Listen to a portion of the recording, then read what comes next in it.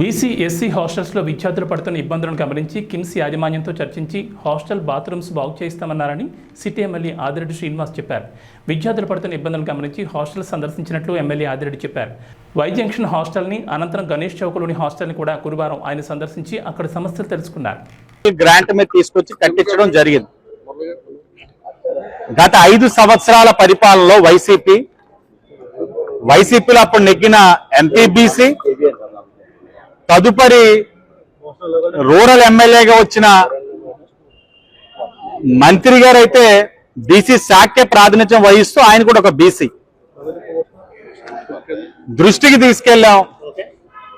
సమస్యలు చూసి పిల్లలు కంటెంప్ట్ నీరు పెట్టుకుంటా ఉన్నారు, సమస్యలు తీర్చండి అని అడిగాం. ఏనాడు కూడా ఏ వ్యక్తి కూడా చూడకపోగా మన బీసీ బిడ్డలు ఉన్నారే, మనం అదే బీసీ కార్డు తోటి రాజకీయంగా పదవులు పొందుతా ఉన్నాం. పదవులు పొందడమే కాదు, మాటికి నేను బీసీని అని చెప్పుకుంటా ఉన్నాం. మన వంతు బాధ్యతగా కనీసం బీసీ హాస్టల్ కూడా సమీక్షించలేని పరిస్థితిలో మనం ఉన్నామని ఆత్మ పరిశీలన కూడా చేసుకోలేని పరిస్థితిలో ఆనాడు బీసీ ప్రజాప్రతినిధులు వ్యవహరించారు. ఈరోజు మీరు చూశారు, ఎన్డీఏ కూటమికి మద్దతు తెలిపారు ఈ రాష్ట్ర ప్రజలు.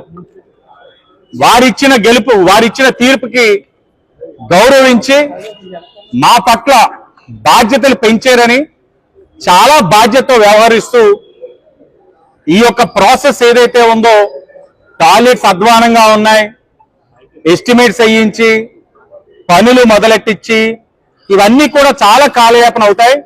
ఆ లోపు ఇక్కడ పిల్లలు చాలా అంటువ్యాధులతో బాధపడతా ఉన్నారు.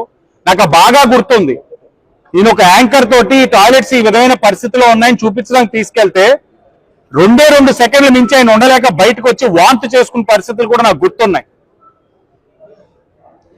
ఈరోజు నెగ్గిన తర్వాత బాధ్యతతో, సామాజిక బాధ్యతతో ఒక బీసీ కులంలో పుట్టిన వాడిగా నా బీసీ బిడ్డలకు ఏదైనా చెయ్యాలని, అధికారికంగా ఇదంతా కూడా ప్రొసీజర్ లేట్ అవుతుందని కిమ్స్ యాజమాన్యం వారిని రిక్వెస్ట్ చేసి మీరు సహకరించండి.